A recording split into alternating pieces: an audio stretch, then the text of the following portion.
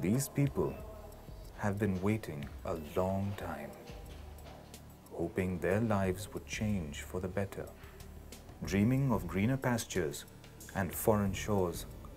Now they are waiting to be transferred to jail. Each year, thousands of Pakistanis try to leave the country illegally. And this is their story.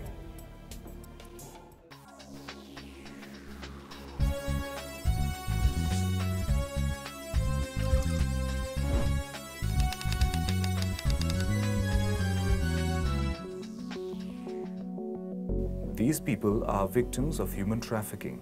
While many migrants leave the country illegally, human trafficking is different. It is a system, exploiting trust and using force, turning would-be migrants into virtual slaves. In countries like Pakistan, migrating to a foreign land is not simply a means of making ends meet. It is a status symbol and a cultural phenomenon.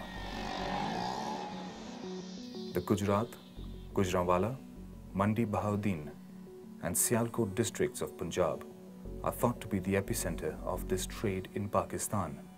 Together with Jhelum, these four districts are known as the Golden Crescent. FIA is the leading investigation agency dealing with human trafficking.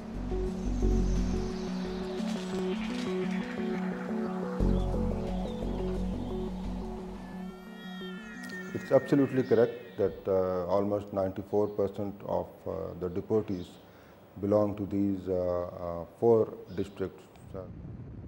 The Dawn Investigation Cell went to Gujranwala, a hotbed of human trafficking.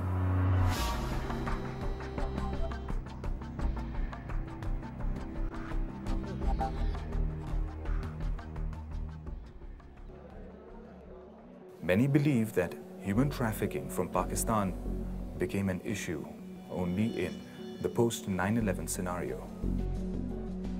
However, it has deep roots in Pakistan.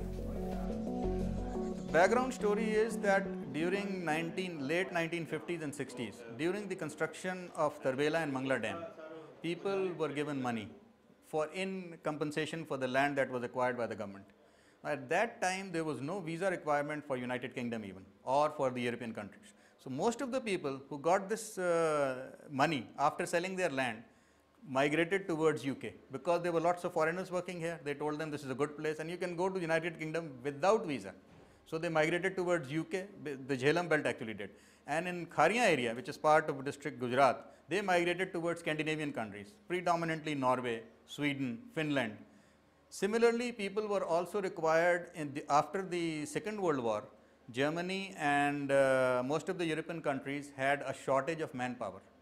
So they required people to run their textile industry and other factories.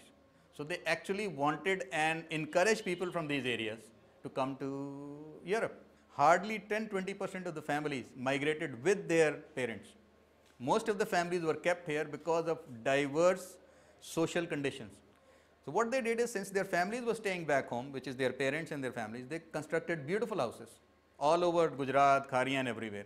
And all these beautiful houses, they actually created a imbalance among the settled systems of this area. Because the settled system was that there was a rich guy and there were poor guys. Rich guys were obviously the Chaudhries of the Gaon, Chaudhries or Vaderas of that village.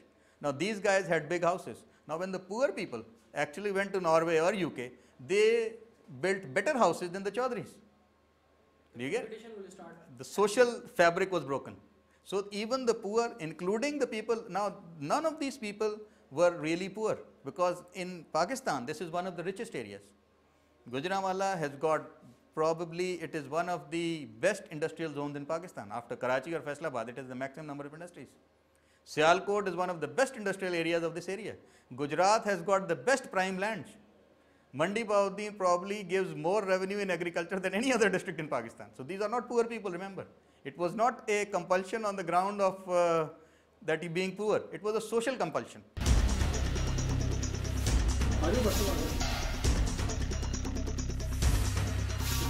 जी मैं नाम है